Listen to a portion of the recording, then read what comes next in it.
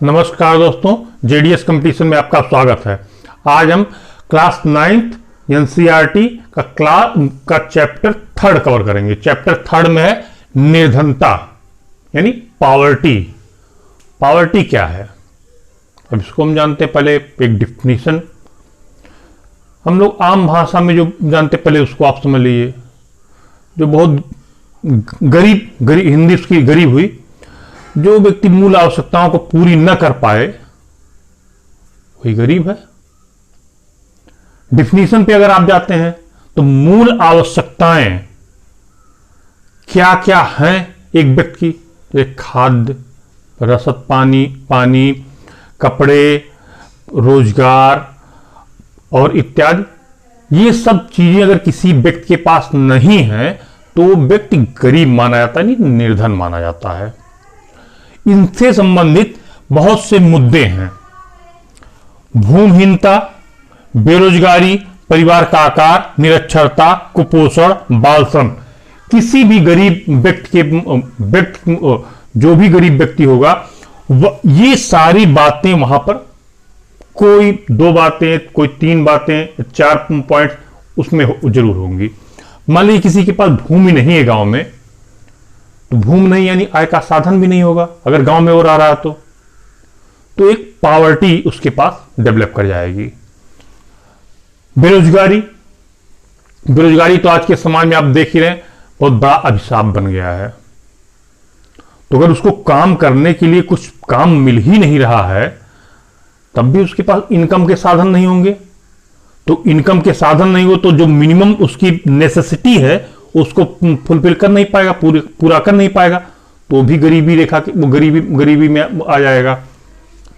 परिवार का आकार, मतलब किसी फैमिली का आकार 15-20 हो गया, तो जितना उनका इनकम है उससे ज्यादा उनका खर्चा है, तब भाई धीरे धीरे करके वो भी गरीबी की तरफ से अग्रसर हो जाएंगे। आगे चलते हैं। निरक्षरता, अगर व्यक्ति साक्षर नहीं है तो उसको उचित काम नहीं मिल पाएगा, बहुत मिनिमम काम मिलेगा, छोटे काम मिलेंगे, तो वो भी एक प्रकार से आगे चलकर उसके लिए गरीबी का एक सोर्स बन जाएगा। कुपोषण और बाल श्रम।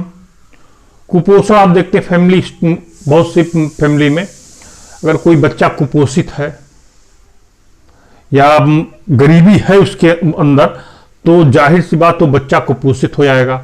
अब पूरी दवा उसी पे चलने लगी, तो जितना इनकम हो रहा है सारा दवा में चला जा रहा है, तो भी गरीबी का कारण बन जाएगा।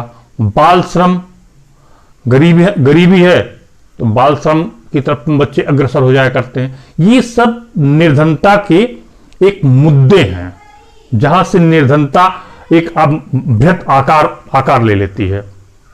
अब आप आ जाइए, निर्धनता के कारण क्या है इंडिया में। सबसे पहले औपनिवेशिक शासनकाल, अंग्रेजों का जो शासनकाल लगभग 200 वर्षों तक रहा भारत में, और इन्होंने जितना भारत का खून चूसना था यानी दोहन करना था, जितना संभव हो सका इनसे, वो सब इन्होंने किया। और सबसे बड़ी जो बात थी इन्होंने किया, जो सबसे बड़ा अभिशाप बन गया भारत के लिए, एग्रीकल्चर पर जब इन्होंने शोषण करना स्टार्ट किया, तो चूंकि भारत की जो मैक्सिमम पॉपुलेशन थी वो गांव में रहती थी, तो उस एग्रीकल्चर पर जब इन्होंने चोट किया तो और निर्धन होते चले गए हमारे गांव के लोग। दूसरा कारण आप जाएंगे, slow speed of the development. 1947 में जब हम लोग आजाद हुए, उसके बाद हम लोगों का जो विकास है, डेवलपमेंट है, चूंकि 200 वर्षों तक वो तो दोहन करते रहे, उसके बाद हम लोग बड़ी धीरे धीरे चले। भाई एक होता है मकान जब बनना होता है, तो एक हुआ कि जमीन के अंदर नींव खोदनी पड़ती है बहुत गहराई तक, 3, 4, 5 फुट जो भी हो, नींव खोदेंगे, फिर उस पर नींव तैयार करेंगे, उसके ऊपर बिल्डिंग बनेगी। तो अंग्रेज ऐसा करके गए थे, पूरा मकान ध्वस्त करके गए थे, नींव भी खोद के चले गए थे। तो हम लोग पहले नींव को मजबूत करने का प्रयत्न हम लोगों ने किया। तो इसलिए हम लोगों का जो मकान बनने की स्पीड थी, दर थी, वो बड़ी धीरे हुई। ये एक बहुत बड़ा कारण था। जनसंख्या वृद्धि भी आप आइए, दुनिया में सेकेंड लार्जेस्ट कंट्री हम लोग हैं, नंबर 1 पे चाइना है। इतनी बड़ी आबादी को उतना खाद्यान्न उपलब्ध करा पाना बहुत टफ टास्क है। यही आबादी 1 अरब 35 करोड़ की अगर चली जाए अमेरिका में, तो अमेरिका की गवर्नमेंट एक महीना भी भोजन ठीक से नहीं करा पाएगी। आप सत्य माने इस बात को और हाथ खड़े कर लेगी। लेकिन भारत एक ऐसा देश है जो अपनी पूरी आबादी को जितना संभव हो सकता है, भाई कहीं दृष्टि नहीं पड़ पाई तो किसी भी सरकार की आलोचना करना ठीक नहीं है, लेकिन जहां तक संभव हो सकता है, जो भी परिवार का जिम्मेदार व्यक्ति है, जैसे मान लिया आपकी फैमिली में जो जिम्मेदार व्यक्ति है, जो मालिक है, वो किसी बच्चे को भूखा देखना नहीं चाहेगा, कभी नहीं चाहेगा। तो आपकी जो सरकार है, जिस भी पार्टी को किसी भी समय काल परिवेश में हो, अगर वो सरकार में टॉप पर है, तो कभी नहीं चाहेगा कि उसकी आबादी भूखे पेट सोए। ये सत्य है, ये मान के चलिए। आलोचना करना बहुत सरल कार्य है, आप आलोचना बुराई करना बहुत सरल कार्य, लेकिन कुछ अच्छाई किसी में से खोजना ये थोड़ा दुष्कर है। आगे हम आप चलते हैं। सन दो जो एनसीईआरटी में डाटा दिया, और डाटा आप हमेशा, इसीलिए मैं यहां पर मेंशन नहीं करता सारे डाटा का, अप्रॉक्सीमेट हल्का फुल्का बता दिया करता हूं। जो भी डाटा इकोनॉमिक्स का है वो आप नए डाटा के अनुसार ही याद किया करें, क्योंकि जब भी कंपटीशन में आपसे पूछा जाएगा तो नया डाटा ही पूछा जाएगा, पुराना डाटा नहीं पूछा जाएगा। अब ये एनसीईआरटी में चूंकि पुराना डाटा हुआ है, वहां से हमको टैकल करना पड़ा।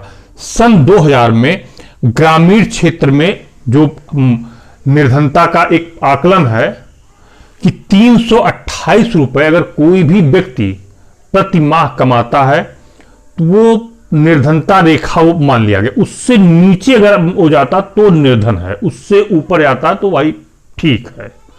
शहरी क्षेत्रों में 454 रुपए, हमारी नजर में तो फिलहाल बहुत कम है। आप लोगों की नजर में जानिए, पता नहीं कौन सी स्कीम ये लोग सेट करके रखते हैं ये आकलन करने का। 328 रुपया, 454 रुपया समझ से परे हमारे। और दो तीन कमेटियां, एक लकड़वाला कमेटी, एक तेंदुलकर कमेटी, ये दोनों कमेटियों ने गरीबी रेखा का एक आकलन किया था। इन्होंने भी जो भी डाटा पेश किया, डाटा आप देख लेंगे, वो भी थोड़ा सा समझ में हमको ठीक से आया नहीं। क्या इनका डाटा, क्या वास्तव में आबादी कहती है, सत्यता से थोड़ा सा काफी फ्लक्चुएशन है।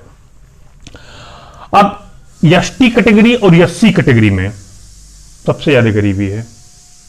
एसटी कैटेगरी में 51%, एससी कैटेगरी में 43%। ये 2000 का ही डाटा है, लेटेस्ट डाटा आप देख लेंगे। लेकिन अब धीरे धीरे इन सब में सुधार हो रहा है। सन 80 के बाद, सन 80 के पहले तक तो हमारी स्पीड जो थी बहुत ही स्लो थी, और 80 के बाद में जो स्पीड है थोड़ा सा बढ़नी शुरू की है। और उसके बाद 91 के बाद में जब आप आते हैं, ग्लोबलाइजेशन जब आता है इंडिया में, तो स्पीड थोड़ी और बेहतर होती हमारी प्रतीत होती है। और 2000 के बाद से जब इंफॉर्मेशन टेक्नोलॉजी, सूचना क्रांति आई, तो हम और बेहतर की तरफ बढ़ चले। यानी जो पॉपुलेशन है उसमें डायनामिज्म आया, गतिशीलता आई कि हम ये करें, हम वो करें, हम वो करें। जैसे हम लोग बोलते हैं कि इंडियंस बड़े आलसी हैं, इससे मैं भी सहमत हूं। आप भी नजर आपको हो सकता है कि ये किसी काम को करने के लिए इनको इंड्यूस करना पड़ता, प्रेरित करना पड़ता है। तो सूचना क्रांति ने ये काम किया, इंड्यूस किया इंडियन पॉपुलेशन को। तो नई नई चीजें देखे, नई नई इंटरनेट का जमाना आया, तो जॉब्स के जो ऑफर हैं, काम के जो ऑफर है एजुकेटेड व्यक्ति के लिए, वो नया नया नजर आने लगा। तो वहां से थोड़ा सा हम लोग में और सुधार आया। अब आप एक और अब बात मान लें, अमेरिका और वहां की गरीबी में अंतर क्या है। अमेरिका में जिसके पास कार नहीं है, जिसके पास कार नहीं है वो गरीब है, और जिसके पास कार है तो वो तो ठीक है भाई, वहां पे एक अलग मापदंड है। हमारे क्या कार जिसके पास तो विलासिता का साधन माना गया है कि भाई बहुत बड़े लैंडलॉर्ड है, उनके पास कार है। और अगर कोई बहुत बढ़िया महंगी कार हो, मर्सिडीज वगैरह, जगुआर जैसी कारें, तो पूछना ही मत, 10 लोग सलाम ठोकना स्टार्ट कर देंगे। कहां से कार है इससे मतलब नहीं हमसे है, बस ये जानिए। चलिए आगे चलते हैं। हम लोगों ने क्या क्या उपाय किए गरीबी को दूर करने के। ऐसा नहीं कि सरकार इस गरीबी को दूर करने के लिए या निर्धनता को दूर करने के लिए प्रयत्न नहीं कर रही है, बिल्कुल प्रयत्न कर रही है। पहले की जो सरकारें थी, काम के बदले अनाज, स्वर्ण जयंती, ग्राम स्वरोजगार योजना, ये सब तमाम योजनाओं के द्वारा गरीबों को ज्यादा से ज्यादा लाभान्वित करने का प्रयत्न इन लोगों ने किया है, सरकारों ने किया है। 2005 में एक स्कीम आई मनरेगा, आपने नाम सुना होगा।